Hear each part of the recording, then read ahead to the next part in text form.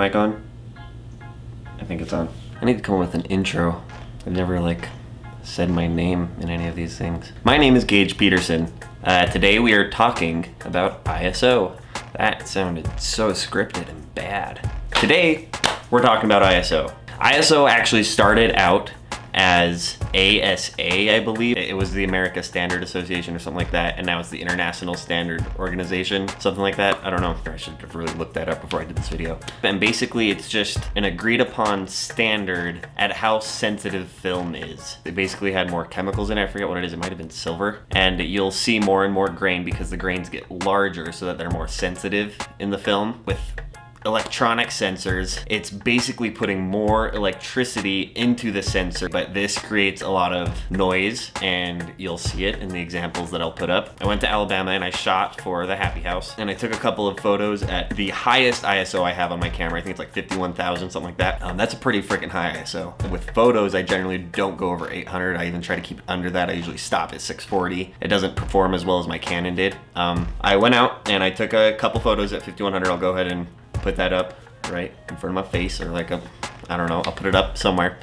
And you can see that there is a lot of noise, and I actually made it black and white, and that is because there's a lot of colors that you don't see with your naked eye that can come into a high ISO. You'll see I have a big red cast at the bottom of the frame, and it's not very pretty. I mean, I like the look. It's messy, grungy. If you wanted that, you could definitely use a high ISO on purpose to get that. You could get the same effect by using Photoshop and Lightroom. With my CMOS sensor crop sensor camera, not full frame meaning 35 millimeters. It's the same as an old 35 millimeter camera. It's the same size. Crop sensor cameras, because the sensor is a little bit smaller, the actual pixels on the sensor aren't as big, so they can't take in as much light as easily as a full frame camera. Now we'll start getting into how to avoid it. First and foremost, carry a tripod. That shot that I had, for that shot in particular, I could have definitely used a tripod, and I could have taken my shutter speed down to 5 seconds would have been good, even 3 or 2, or a half a second, somewhere around there. That's the easiest way to avoid ISO. Bring a tripod if your subject isn't moving. If your subject is moving, pretty much your only way to combat low light is with a flash or lower aperture. Spend a lot of money, you can get some really low apertures, but then your depth of field isn't as high, so you really just have to play around and see what you like. I have a 1.4 Canon lens that I adapt to my Sony, and I love that thing. I'm gonna buy a 1.4 native Sony lens here soon because I really need it for low light shooting. I was shooting just above 800. I think I was at 1,000, and I was in an event center taking photos, and worked fine, worked perfect. So I was talking earlier about how full frame sensors really do make a difference. Did I check my mic? Let me make it really quick. Full frame sensors definitely do make a difference. There's a fly.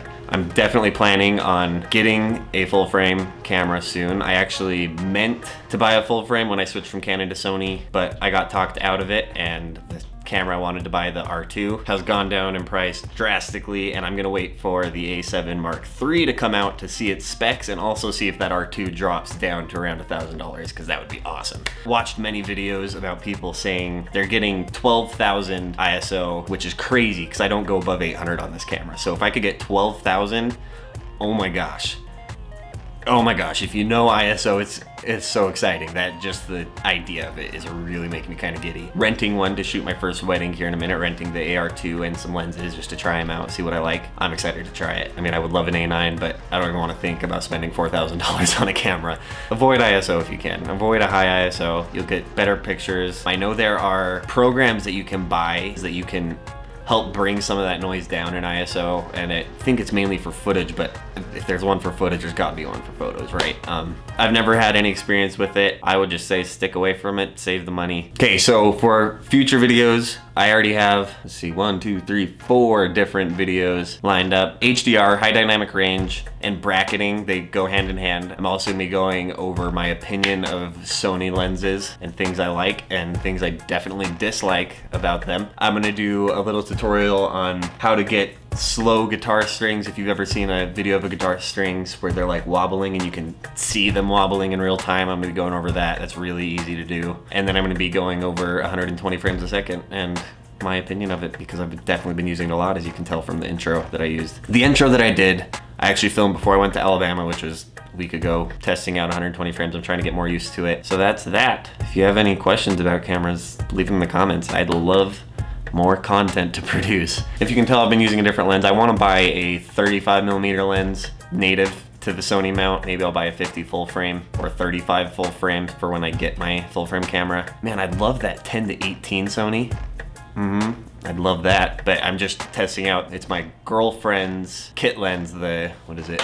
16-50. Doesn't look bad. I figured I'd be able to use it for video. It doesn't have the lowest f-stop. It's got 3.5 at its lowest. I think it's at a 4. I just need a different lens. I don't want to be using a 20mm for these things. I want to do more like walking, street vlogging like everyone's doing. Not used to bringing a camera out in public and talking to a camera while everyone's looking at me. I'll get used to it because I got used to this pretty quickly. Like, subscribe, comment. I'm not used to this whole YouTube thing. Do whatever you have to get me more views.